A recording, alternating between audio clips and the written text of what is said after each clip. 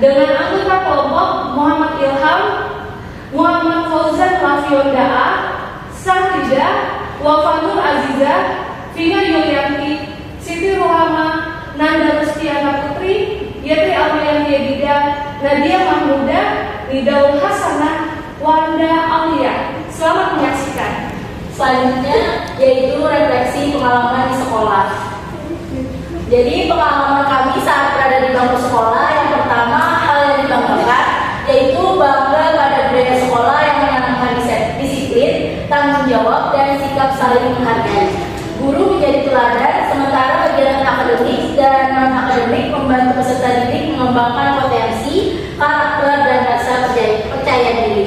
Lalu yang kedua, kepuasan terhadap iklim sekolah. Secara umum, puas karena lingkungan sekolah aman, tertib, dan mendukung proses belajar. Lalu guru memperhatikan perkembangan akademik dan karakter. Namun pembelajaran masih cenderung berpusat pada guru sehingga ruang diskusi aktif dan berpikir kritis belum maksimal. Lalu yang ketiga, performa dan antusiasme. Jadi guru dinilai memiliki performansi baik dan dedikasi dalam mendidik. Peserta didik cukup antusias mengikuti pembelajaran dan kegiatan sekolah. Perbedaan kemampuan tetap direspon melalui bimbingan agar setiap peserta didik berkembang sesuai potensinya. Baik, selanjutnya adalah tentang sekolah yang suportif dan kompak. Nah, refleksi tentang konflik, kebersamaan, dan peran guru itu bisa dilihat melalui yang pertama, konflik di sekolah. Konflik umumnya berupa kesalahpahaman antara peserta didik dan dapat diselesaikan melalui komunikasi serta bimbingan guru. Konflik-konflik guru ini dan peserta didik itu maupun antar guru itu jarang terlihat. Terus selanjutnya faktor yang menyatukan. Tujuan bersama untuk menciptakan lingkungan belajar yang nyaman dan berkualitas, komunikasi, kerjasama, gotong royong, dan saling menghargai menjadi kunci kebersamaan. Selanjutnya hal yang menyenangkan. Warga sekolah saling mendukung dan memiliki rasa kekeluargaan yang kuat. Sekolah tidak hanya berorientasi pada prestasi akademik, namun juga karakter, kepedulian sosial, dan sikap saling menghormati. Selanjutnya peran guru sebagai teladan, yaitu guru teladan itu membangun budaya sekolah yang positif melalui disiplin, tanggung jawab, dan kepedulian. Keteladanan itu menjadi contoh bagi warga sekolah sehingga tercipta lingkungan yang suportif, harmonis, dan bersemangat belajar bersama. Mungkin itu saja dari saya. Terima kasih. Selanjutnya analisis kasus keteladanan guru. Kasus kehilangan uang SPP dan cara guru menyelesaikannya. Yang pertama adalah sikap guru. Guru menyelesaikan masalah tersebut tanpa mempermalukan murid yang melakukan kesalahan. Hak murid yang kehilangan uang tetap dikembalikan, sementara harga diri murid yang bersalah dijaga agar dia memiliki kesempatan memperbaiki diri. Pendidikan dipandang sebagai proses membimbing dan membentuk karakter, bukan sekedar menghukum. Nah, apakah berlaku untuk semua kondisi? Tidak mutlak, karena setiap kasus memiliki latar belakang dan tingkat kesalahan yang berbeda. Guru perlu mempertimbangkan yang pertama dari usia murid, penyebab perilaku, frekuensi pelanggaran, dan dampak yang ditimbulkan. Tindakan tetap mengutamakan kepentingan terbaik dari murid. Nah, adapun jika saya yang menjadi guru, menjaga kerahasiaan identitas murid, melakukan pendekatan personal untuk memahami penyebab perilaku, terus memberikan pembinaan dan mengajak murid untuk bertanggung jawab. Yang terakhir yakni berkoordinasi dengan orang tua dan pihak sekolah bila diperlukan agar perubahan berlangsung berkelanjutan. Sekian dari saya. Yang selanjutnya adalah keteladanan guru dalam perspektif PSK, yang dimana itu ada empati, pengendalian diri, relasi, dan keputusan yang bertanggung jawab.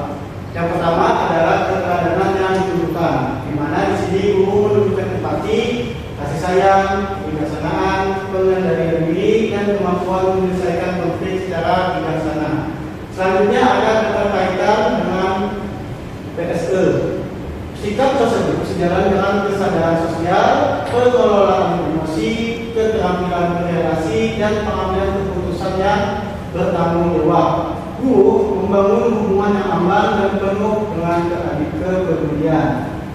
Yang dimana terbagi menjadi 3. Yang pertama ada caring relationship, yaitu adalah hubungan yang peduli membuat murid berani mengeksplorasi, bertanya, mengungkapkan pendapat, dan mengekspresikan diri. Yang kedua, emosi dan suasana belajar.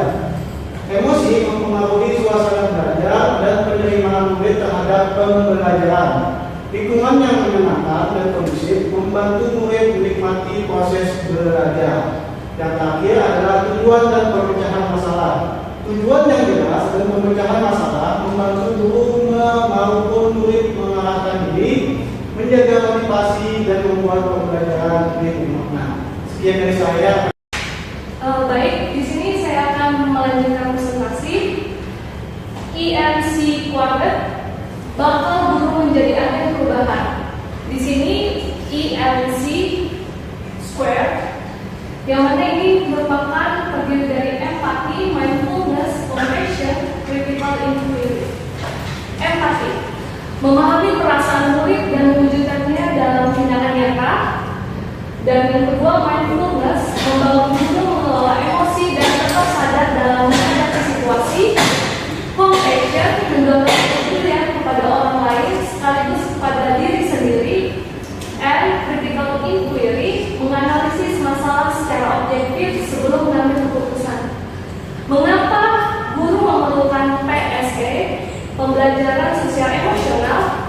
Guru bukan hanya mengajar, tetapi juga pembimbing dan teladan. Kemampuan sosial emosional membantu guru membangun hubungan harmonis, menciptakan lingkungan belajar yang nyaman, serta mendukung perkembangan akademik dan sosial emosional murid. Nah, untuk kesimpulannya, sebagai calon guru, kami berkesimpulan bahwa kompetensi sosial emosional merupakan bekal penting bagi guru profesional.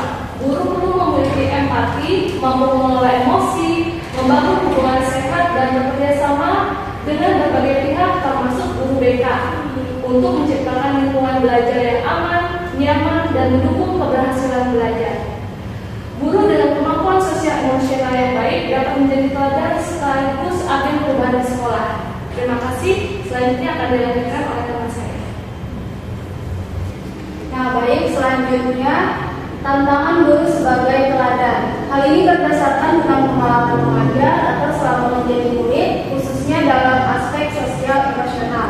Nah, yang pertama itu ada tantangan yang dihadapi. Yang pertama, mengelola emosi ketika menghadapi peserta didik dengan karakter yang beragam. Yang kedua, menjaga kesabaran saat menghadapi perilaku peserta didik yang kurang disiplin, membangun komunikasi positif dengan orang tua maupun rekan kerja, tetap bersikap adil kepada seluruh peserta didik, dan menunjukkan administrasi serta beban kerja yang dapat mempengaruhi kestabilan emosi guru. Yang kedua itu ada kesiapan sebagai calon guru dalam menghadapi tantangan tersebut. Yang pertama itu ada berusaha mengendalikan emosi, bersikap sabar, mendengarkan pendapat peserta didik, serta melakukan refleksi diri setelah pembelajaran. Nah, kemampuan tersebut masih perlu terus kita kembangkan melalui pengalaman mengajar serta pelatihan profesional. Dan untuk kasus nyatanya di sini ada contoh saat praktek mengajar, seseorang peserta didik sering berbicara sendiri serta mengganggu temannya. Sebagai guru, kita tidak langsung memarahinya di depan kelas, namun mendekatinya setelah pembelajaran dan mendiskusikan untuk mengetahui apa penyebabnya. Setelah kita ketahui bahwa peserta didik tadi mengalami kesulitan dalam memahami materi, maka guru memberikan bimbingan tambahan sehingga peserta didik merasa dihargai dan menunjukkan perubahan perilaku. Sekian dari saya. Selanjutnya ada strategi meningkatkan kompetensi guru teladan.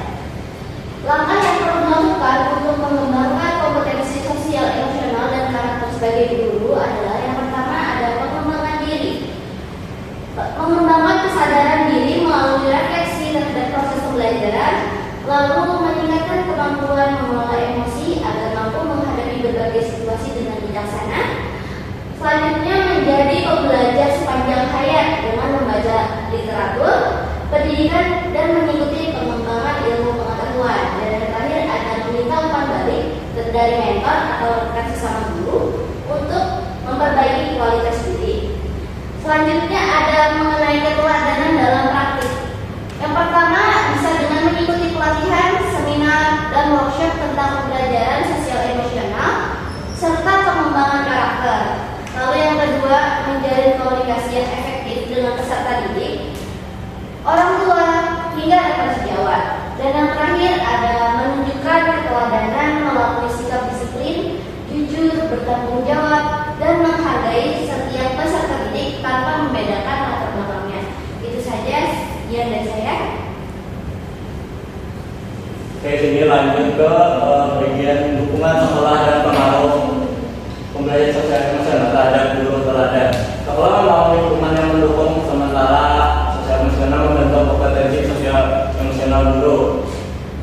Itu yang pertama, dukungan sekolah menyediakan pelatihan kompetensi sekolah emosional dan pengembangan karakter guru, menciptakan budaya sekolah yang positif, aman, inklusif, dan saling menghargai, memberikan pendampingan atau mentoring terutama bagi guru baru, memberikan penghargaan kepada guru yang menunjukkan keteladanan, menyediakan lingkungan kerja yang nyaman, mendorong kolaborasi antar guru dalam menyelesaikan permasalahan pembelajaran, dan yang terakhir menjadikan nilai-nilai karakter sebagai budaya seluruh warga sekolah.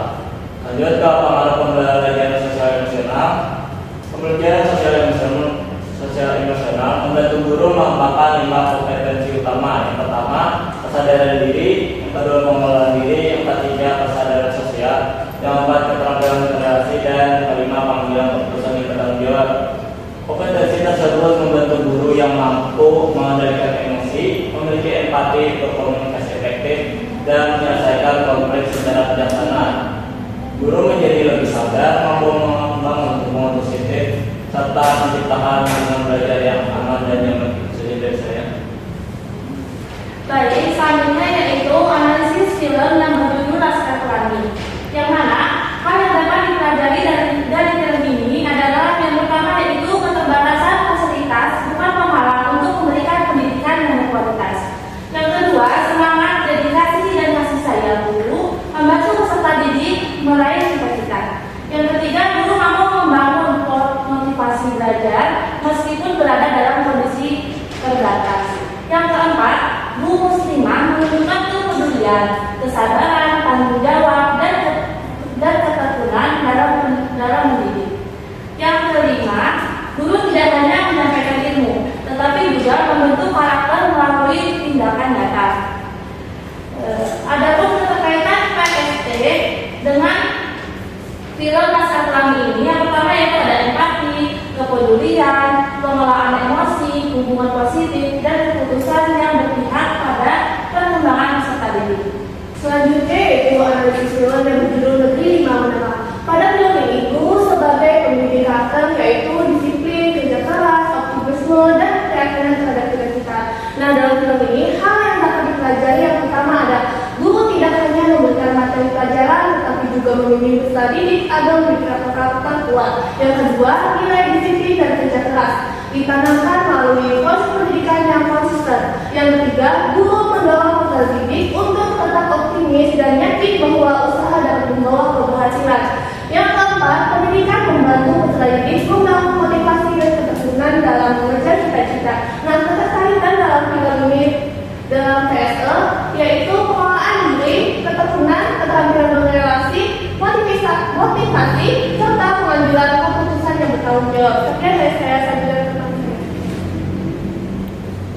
Di sini saya akan melanjutkan yaitu mengenai analisis film sekolah juga, di mana guru sebagai agen perubahan melalui pendidikan yang humanis dan sesuai kebutuhan peserta didik. Adapun hal yang dapat dipelajari mengenai film ini yaitu guru menunjukkan kepedulian terhadap hak pendidikan setiap anak tanpa memandang latar belakang sosial maupun kondisi lingkungannya. Yang kedua yaitu guru berusaha mendekatkan diri kepada peserta didik dan memahami kebutuhan mereka. Yang ketiga, pembelajaran dilakukan melalui pendekatan yang humanis dan menghargai lingkungan serta budaya setempat.